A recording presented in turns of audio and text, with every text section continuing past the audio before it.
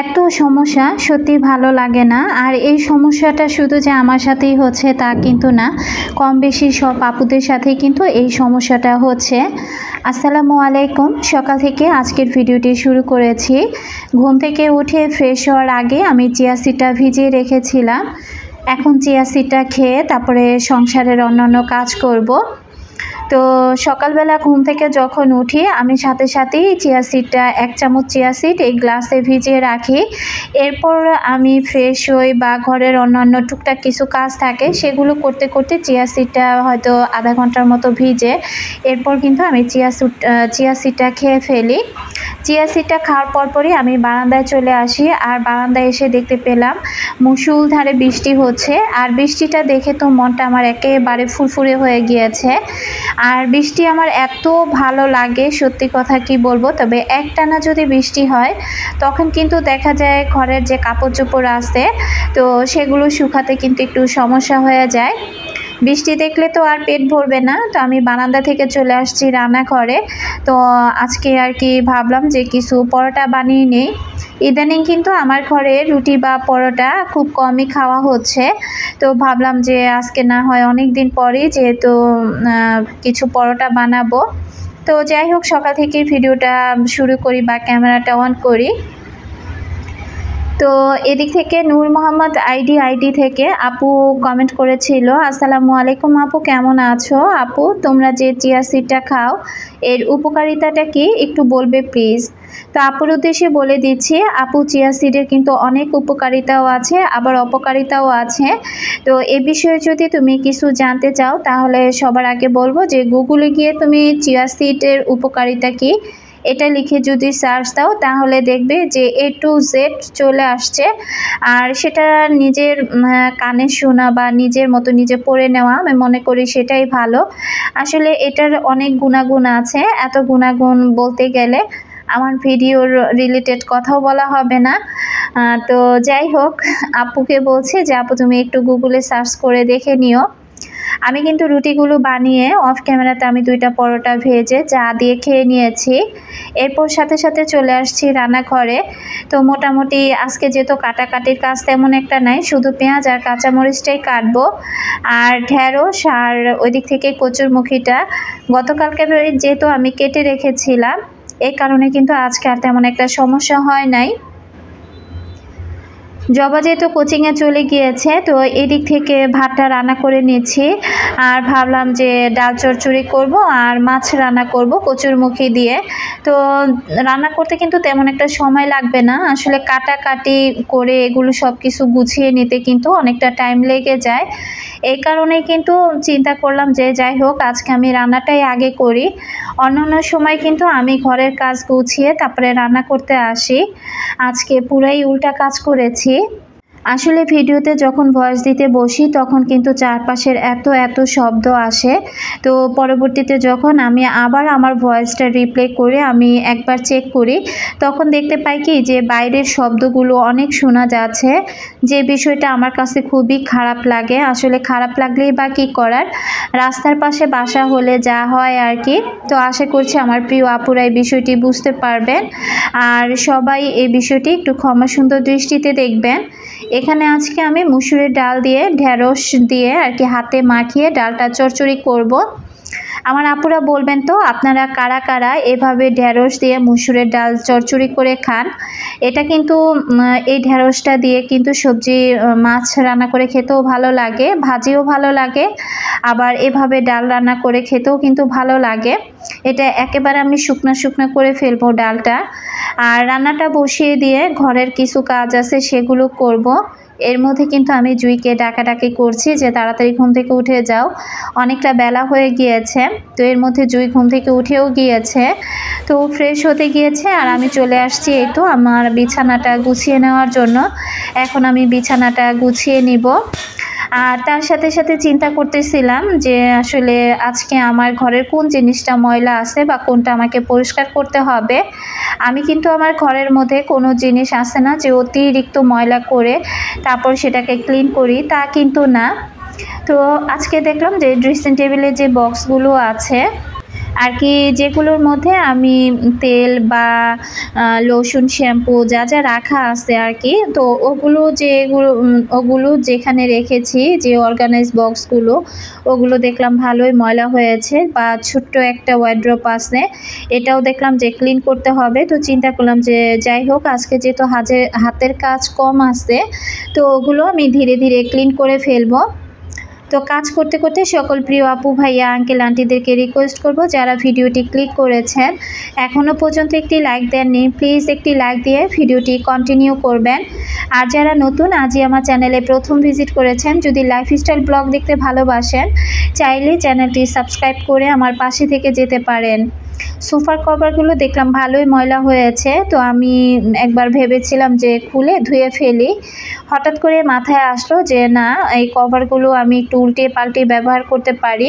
তো যে পাশটা ময়লা হয়েছিল, ওই পাশটার আর কি, ওই ময়লা পাশটা আমি নিচে দিয়ে দিয়েছি, আর পরিষ্কারের যে পাশটা ছিল ওটা উপরে দিয়ে দিয়েছি। তো এইভাবে আবার 2-3 সপ্তাহ যাক, তারপর না হয় আবারও ক্লিন করে ফেলবো। তো এর মধ্যে তাওয়াটা বসিয়ে দিয়ে জুইকে বললাম যে তুমি পরোটা ভেজে চা গরম করে খেয়ে তারপর আমাকে ডাক দিও, আমি তরকারিটা বসিয়ে দিব। আর এদিক থেকে আমি এই বিছানাটাও গুছিয়ে নিচ্ছি। যে কথাটা ভিডিও শুরুতে বললাম, আসলে ইউটিউব নিয়ে আমার এত সমস্যা, সত্যি ভালো লাগে না। সমস্যাটা যে শুধু আমার সাথেই হচ্ছে এমনটা কিন্তু না, এই সমস্যাটা দেখলাম যে কম বেশি সবার সাথেই হচ্ছে। তবে সত্যি কথা বলতে, ইউটিউবে কাজ করার পর যখন দেখি নতুন নতুন ঝামেলা হয়, তখন না কেমন আর কি ভালো লাগে না। আর ইউটিউবের যে কাজ করা বা আমার চ্যানেলের যত যেটা কাজ করা, এটা সেটা সেটিং করা, এগুলো কিন্তু জবার আব্বু আমাকে করে দেয়। তো ইদানিং যেহেতু সে খুব ব্যস্ত, যার কারণে আমি তাকে বারবার গত কয়েকদিন যাবৎ বলছি যে দেখো তো, আমি ভিডিওতে না, আমি টাইটেলগুলো আমি বাংলায় লিখি, তবে এটা আপলোড হওয়ার কিছুক্ষণ পরই এটা ইংলিশে হয়ে যায় টাইটেলগুলো। তো এটা কেমন একটা বিরক্তিকর বিষয়। তো এই বিষয়টা নিয়ে আমি আরেকদিনও কথা বলেছিলাম, যেদিন সালমা আপু আমাকে এই সমস্যার কথাটা জানিয়েছিল। সমস্যাটা কিন্তু কম বেশি সব আপুদেরই হয়েছে। তো এখানে জ্যোৎস্না কাজল খান আইডি থেকে আপু আমাকে খুব সুন্দরভাবে বলেছিল, ইউটিউবের সেটিংয়ে অটো ডাবল অফ করে দিবে, তা না হলে ধীরে ধীরে তোমার পুরনো ভিডিওগুলো ইংলিশে টাইটেল সাথে ভয়েস হয়ে যাবে। পুরো বাড়ি সুন্দর করে ঝেড়ে গুছিয়ে নিলে ভালো থেকো আপু। তো আপুকে অসংখ্য ধন্যবাদ জানাচ্ছি যে এত সুন্দর করে বুঝিয়ে দেওয়ার পর। তবে আপুর এই কমেন্টটা পাওয়ার পর আমি কিন্তু ইউটিউবের মধ্যে ঢুকে ট্যাগ চ্যানেলে অনেকবার আমি সার্চ দিয়েছি যে কিভাবে অটো ডাবল অফ করা যায়, এটা লিখে আর কি অনেকবার সার্চ দিয়েছি। তো অনেক রকমের ভিডিও আসছে, তার মধ্যে একটা ভিডিও দেখেছি, যদিও সেটাতে বাংলায় কোনো কথা না, কথাগুলো সম্পূর্ণটাই হিন্দি না ইংলিশে যেন ছিল, আমার এই মুহূর্তে মনে পড়ছে না। তো ওটাই আমি দেখা যায় জবার আব্বুকে শেয়ার করে রেখেছি, দেখি যে তাকে দিয়ে কোনো কিছু করতে পারি কি না। আমি অনেকবার চেষ্টা করেছি এই সমস্যাটার সমাধান করার জন্য, তবে আমার মতো মানুষ দ্বারা মনে হয় না এই সমস্যাটার সমাধান হবে। এই কাজগুলো করার জন্য ওনার মতো পণ্ডিতের দরকার। তো এই দিক থেকে আমি এই যে এই অর্গানাইজ বক্সগুলো আজকে সব ধুয়ে দিব। তার আগে আমার এখানে যা যা ছিল এগুলো খুব ভালো করে মুছে আমি ড্রেসিং টেবিলে রেখে দিলাম। যা যা ছিল ড্রেসিং টেবিলের উপরে সবগুলো বক্স আমি ফাঁকা করে নিয়েছি। তো আপুকে কিন্তু অসংখ্য ধন্যবাদ জানাচ্ছি। তবে সালমা আপুর যে সমস্যাটা হয়েছিল, এখন তো দেখতে পাচ্ছি সালমা আপুর টাইটেলগুলো আমি বাংলাতেই দেখতে পাচ্ছি, আর কথাগুলো কিন্তু বাংলাতেই আসছে। তো যাই হোক, আসলে কেন যে এই সমস্যাটা আমার সাথে হচ্ছে, সত্যি আমার একদম ভালো লাগছে না, এই বিষয়গুলো আমার খুবই খারাপ লাগছে। তার মধ্যে আবারও নাইমা লাইফস্টাইল আইডি থেকে ভালোবাসার আপুটাও কমেন্ট করেছিল, আপু তোমার কথাগুলো আমি ইংরেজিতে শুনছি, এটা কি কারণে হচ্ছে? তারপরেও পুরো ভিডিওটির সাথে ছিলাম। আসলে আমি তো কথাই বলতেছি বাংলাতে, তো আমার কথাগুলো যে কিভাবে ইংলিশে হয়ে যাচ্ছে বা আমার টাইটেলগুলো কিভাবে ইংলিশে হয়ে যাচ্ছে, এটা আমি কোনোভাবেই বুঝতে পারছি না। হয়তো বা জ্যোৎস্না আপুর কথাটাই হয়তো বা ঠিক হচ্ছে। তো এটা দেখি যে যত দ্রুত সম্ভব আমি কোনোভাবে ঠিক করতে পারি কিনা। আর যদি না পারি তাহলে আজকের ভিডিওটি আমার যে সকল আপুরা দেখছেন বা যারা এই বিষয়টি সমস্যার সমাধান করেছেন তাদেরকে বলবো যে প্লিজ এই বিষয়টা নিয়ে আমাকে যেন একটু হেল্প করেন। আসলে আমি এটা নিয়ে খুবই একটু বিরক্তির মধ্যে আছি, আমার কোনো কিছুই ভালো লাগছে না। কাজ করছি, কথা বলছি বাংলায়, তারপর টাইটেল লিখছি বাংলায়, অথচ সেটা আপলোড হওয়ার পর সব কিছু ইংলিশে হয়ে যাচ্ছে। তো নাইমা আপুকেও কিন্তু অসংখ্য ধন্যবাদ জানাচ্ছি যে আপু কমেন্ট না করলে আসলে আমি জানতেই পারতাম না যে আপু আমার কথাগুলো ইংলিশে শুনতে পাচ্ছে। তবে আর কোনো আপুরা কিন্তু আমাকে কমেন্ট করে নাই যে আপু তোমার কথাগুলো আমি ইংলিশে শুনতে পাচ্ছি। তো যাই হোক, এখানে আমি গরম পানি করে নিয়েছি। গরম পানি করে এরপর এখানে আমি আমার যে অর্গানাইজ বক্সগুলো ছিল সেগুলো আমি ধুয়ে দিলাম। ধুয়ে দেই নাই আর কি, আমি বড় একটা বলে করে ভিজিয়ে রেখে এসেছি। এর মধ্যে জুই চলে গিয়েছে সেখানে, আর জুই বারবার বলতেছিল যে আম্মু দাও, আমি পরিষ্কার করে ফেলি। জুইকে আমি দেখিয়ে দিয়ে আসছি যে কিভাবে পরিষ্কার করতে হবে। আর এই পাশ থেকে আমি খুব সুন্দর করে মশলাটা কষিয়ে কচুরমুখিটা দিয়ে দিলাম।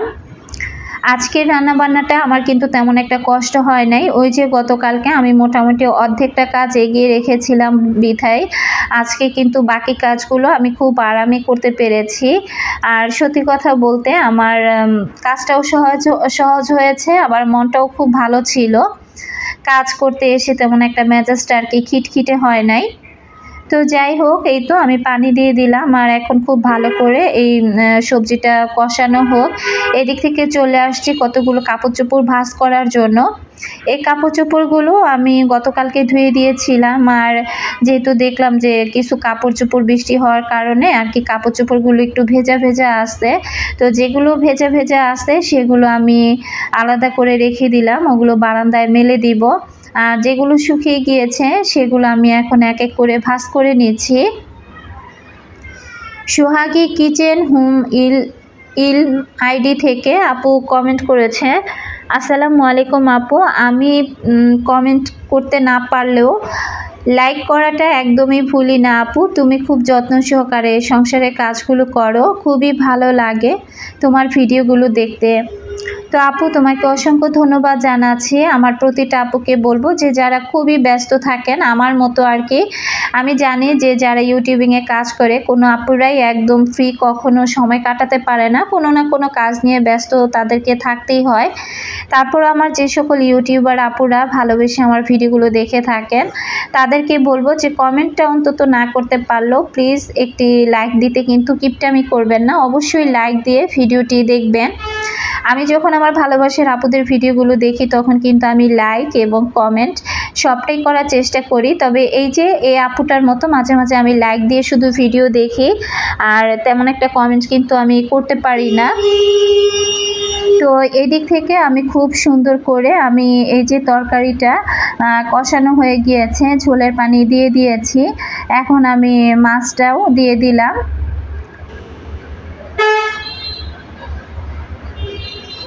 আর বাকি 2-3 পিস মাছ আছে, ওটা হয়তো বা আগামীকাল রান্না করব। এখন আমি খুব সুন্দর করে মাছটা দিয়ে তারপরে নামানোর আগে একটু জিরার গুঁড়ো আর কি দিয়ে দিব। আমার মেয়েরা সবজিটা কিন্তু খুব কম খায়, সবজি তরকারিটা বেশি খায় হচ্ছে জবার আব্বু।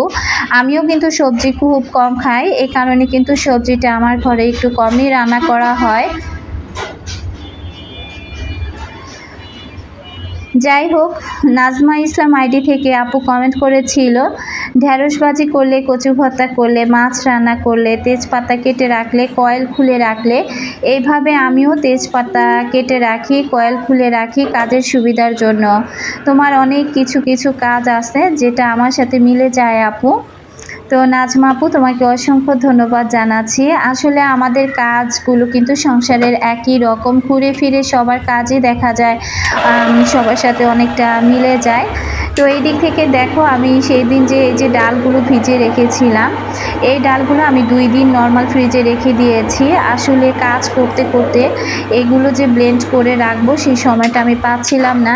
আজকে যেহেতু রান্না বান্না মোটামুটি ঝামেলাটা কম ছিল, তো আজকে ভালো লাগছিল, পরে চিন্তা করলাম যে না, ডালগুলো আমি অফ ক্যামেরাতে খুব সুন্দর করে আর কি সিদ্ধ করে নিয়েছি, প্রেশার কুকারেই সিদ্ধ করে নিয়েছি।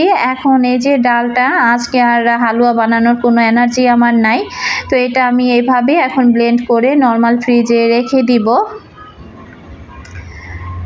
যখন ভালো লাগবে তখন এটা দিয়ে আমি হালুয়া বানিয়ে নিব। আসলে একটু বুটের হালুয়া বানাবো আর কি। এখানে কিছু খেসারি ডাল ছিল, এটাও ভিজিয়ে রেখেছিলাম।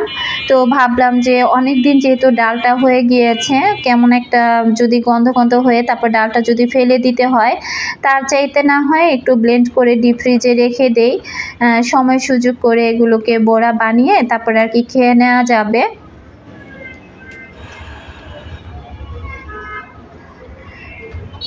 আসলে কাজ যখন করি তখন তো করতেই ইচ্ছে করে, মাঝে মাঝে মনে হয় যে এত কাজ আসলে একা হাতে মেনটেন করাটা খুবই কষ্ট। এরপরও আমার মেয়ে দুইটা বারবার বলতেছে যে আম্মু, যখন জবা আপু স্কুলে চলে যাবে বা কলেজে ভর্তি হয়ে যাবে বা আমিও ঠিকঠাক মতো বাসায় থাকবো না, তখন তুমি কিভাবে কাজ করবে? তখন আমি বললাম যে এই যে যখন তোমরা দুই বোন একসাথে স্কুল করেছো, যেভাবে সংসারের কাজগুলো করেছি, ঠিক ওইভাবেই আবার আগের নিয়ম ধারায় আমি আমার কাজগুলো করব। তো যাই হোক, ইশরাস মম আইডি থেকে আপু জানতে চেয়েছিল, আপু জবা কোথায় ভর্তি হবে জানিও। ইনশাল্লাহ আপু জানাবো, মেয়েটাকে আগে ভর্তি করাই, তারপরেই আমি সবার সাথে শেয়ার করব যে আমি আমার জবাকে কোথায় ভর্তি করিয়েছি। আপু তোমাকে অসংখ্য ধন্যবাদ জানাচ্ছি।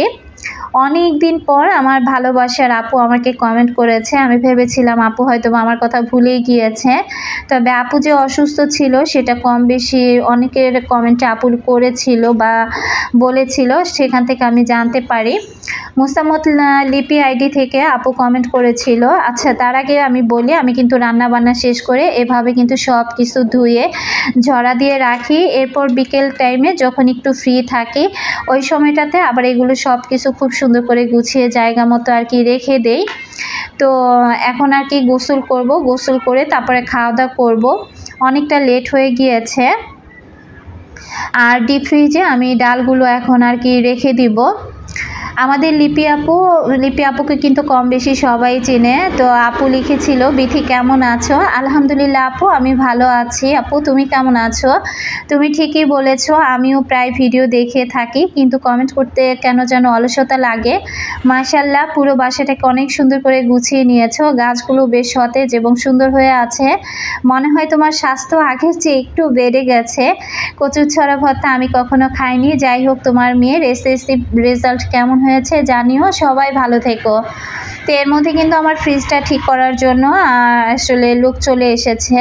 তো তারা এসে আর কি দেখতেছিল যে আমার ফ্রিজের বয়সটা কত হয়েছে। আর যেহেতু 5 বছর পার হয়ে গিয়েছে, এখন তারা বলতেছিল আর কি যে চার্জটা তাদেরকে দেয়া লাগবে।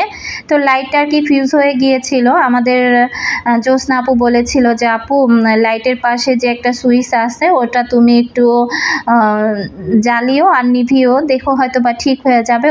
ওই কাজটা কিন্তু এর আগে আমি অনেকবার করেছি। সপ্তাহখানিকের মতো কিন্তু আমার ফ্রিজটা এভাবে চলছে। তো ভাবলাম যে এটার জন্য যদি আবার সমস্যা হয়, এই কারণে কিন্তু তাদেরকে ফোন দেওয়ার পর তারা চলে এসেছে। এসে তারপরে খুব সুন্দর করে তারা এই তো এখন আমার লাইটটা চেঞ্জ করে দিয়ে যাবে। তো লিপি আপুকে অসংখ্য ধন্যবাদ জানাচ্ছি। আর বলবো যে লিপি আপু, আমার মেয়ের রেজাল্ট আলহামদুলিল্লাহ সবার দোয়ায় ভালো হয়েছে। আর এটা সত্যি বলেছো আপু, হয়তোবা ওই যে রাত জাগি আর এদিকে দেরি করে ঘুম থেকে উঠি, এই কারণে হয়তোবা স্বাস্থ্যটা একটু বেড়ে গিয়েছে। তো আপু তোমাকে অসংখ্য ধন্যবাদ জানাচ্ছি যে এই বোনটার কথা তুমি মনে রেখেছো। তারপরেও আর কিছু ভুলবে আর না ভুলবে, তুমি যে আমাকে ভুলবা না এই কমেন্টটাও তুমি করেছো, তার জন্য তোমাকে অসংখ্য ধন্যবাদ। আসলে তোমার মতো মানুষকে কিন্তু আমরাও কখনো ভুলতে পারবো না। আজকের মতো বিদায় নিচ্ছি। ফ্রিজটা ঠিক হয়ে গেল। আল্লাহ।